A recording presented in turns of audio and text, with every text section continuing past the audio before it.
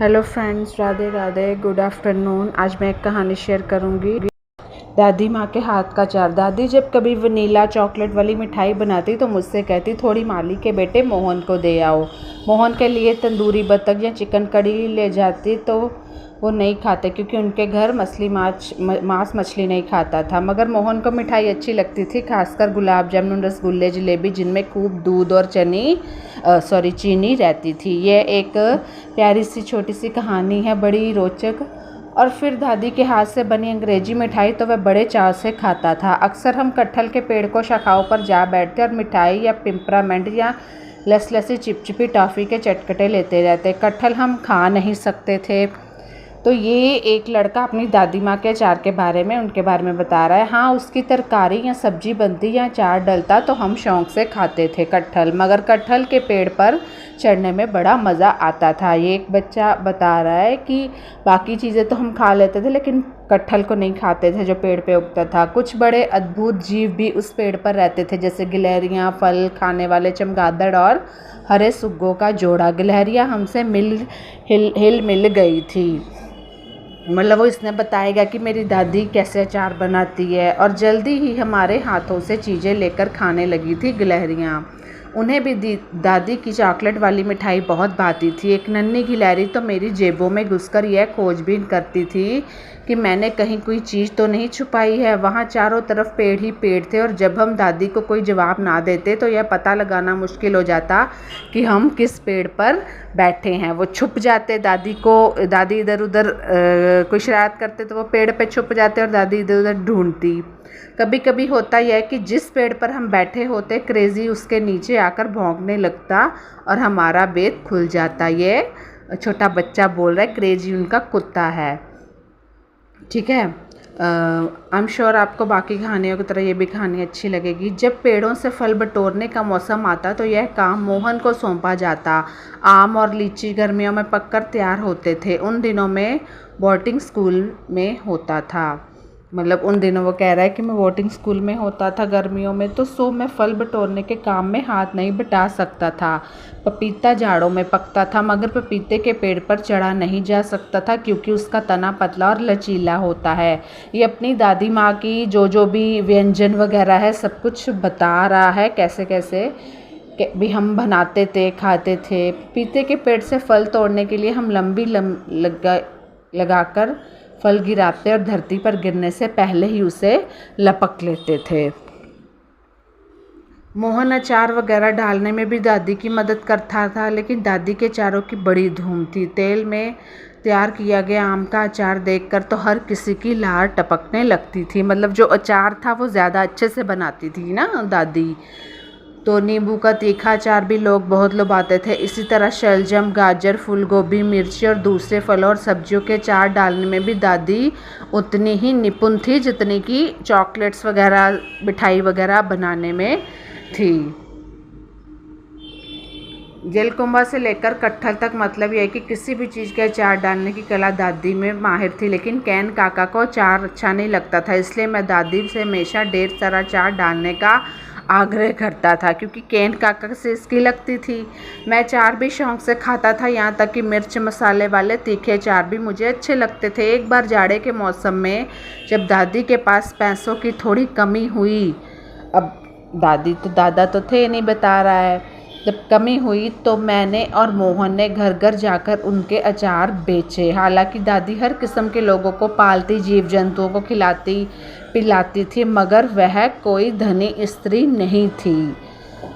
मतलब ये दादी माँ के अचार के व्यंजन और हमारे भी मुंह में पानी आ जाए ऐसे बताएगा। मकान तो दादाजी उनके लिए ज़रूर छोड़ गए थे, मगर बैंक में रुपया ज़्यादा नहीं था। आम की फसल से हर साल उन्हें खासी आमदनी हो जाती थी, और रेलवे से थोड़ी पेंशन भी मिलती थी।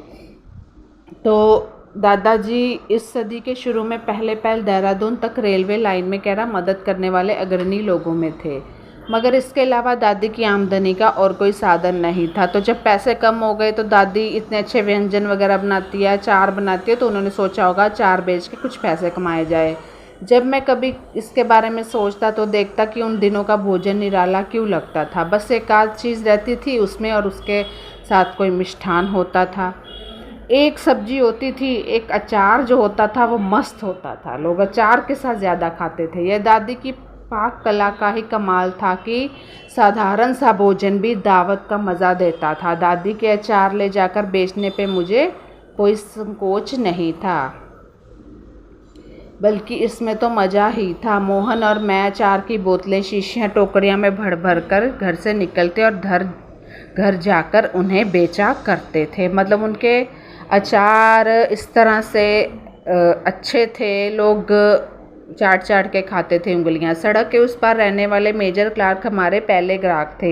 मेजर क्लार्क के बाल लाल लाल से थे और आंखें चमकीली नीली, और वह हमेशा प्रसन्नचित्त दिखाई देते थे। यह एक बेटा अपने दादी के बारे में, उनकी व्यंजनों के बारे में बता रहा है। उसमें क्या है रस्टी, उन्होंने पूछा मेजर ने।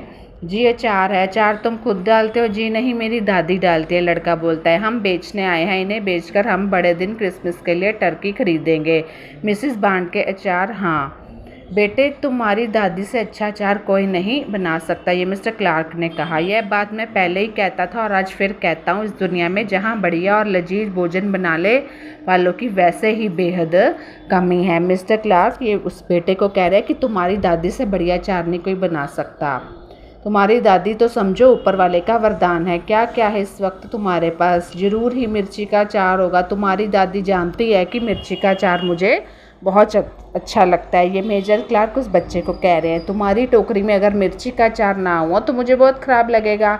वास्तव में टोकरी में लाल मिर्ची के अचार की 3 शीशियाँ थी और मेजर क्लार्क ने तीनों की तीनों खरीद ली, क्योंकि उनको अब हम दुकान में जाते हैं तो दुकानदार को पता होता है ना हमने कौन कौन सी चीज़ लेनी है, कौन कौन सी पसंद है, तो वो स्टॉक रखता है। वहाँ से चलकर हम मिस कैलनर के घर गए। मिस कैलनर मिर्च मसाले वाली चीज़ें कतई पसंद नहीं करती थी। मतलब जब उसने आगे थोड़ा बढ़ा ना, वो अचार तो मिस क्लार्क को दे दिया, इसलिए उसके हाथ अचार बेचने की बात करना ही व्यर्थ था। मगर मिस क्लनर ने एक शीशी सिरके वाली अदरक खरीद लिया। वो अचार नहीं खरीदती थी, लेकिन अदरक ज़रूर खरीदती थी।